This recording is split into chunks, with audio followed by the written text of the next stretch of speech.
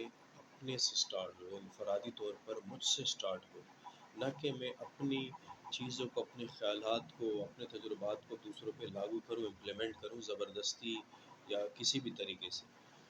اصل طریقہ یہ ہے انقلاب لانے کا کہ انڈیویجول، انفرادی طور پر ہم آج سے شروع کریں کہ میں نے اپنے خیالات درست رکھنے ہیں، میں نے لوگوں کے ساتھ برا نہیں کرنا، میں نے صحیح جو ہے لوگوں کے ساتھ سماجی تعلقات رکھنے ہیں۔